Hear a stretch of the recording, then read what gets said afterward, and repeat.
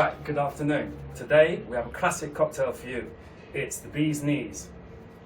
We're going to use London Gin, a local distillery, the East London Liquor Company, who have paired up and collaborated with Kew Gardens to make this magnificent gin.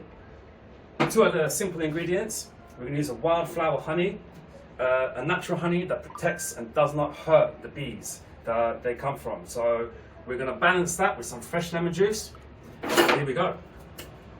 Now, 50 milliliters, a nice double shot of our gin. Here we go. This is a beautiful sweet and sour cocktail, suitable for any time of the year. And then 15 ml of our light floral honey. We don't want to go too heavy with the honey because it will kill the flavors of the gin. And then we're going to balance it with a little bit of fresh lemon juice. Boom.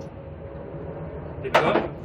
Now, for the shake, we want some generous amount of ice, and then we're going to make it nice and cold. Trust yourselves with the shake. You can feel it in your hands when it's cold enough.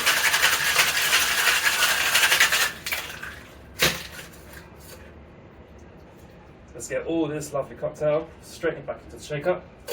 Now, again, believe in yourself and your own palate. You want to taste the quality of the drink. Oh yeah.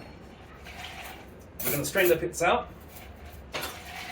If you think it's too sweet or too sour, you can feel the way it is. Adjust by adding one ingredient or the other. Now, into a frosted frozen glass. This gives that nice extra little bit of a chill. And there we have it, the bee's knees. So, Kew Gardens reinvest 10% of what the East London Liquor Gin Company provide them through their sales into protecting thousands of different plants.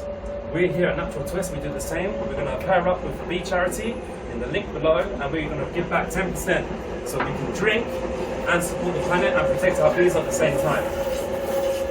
Salud.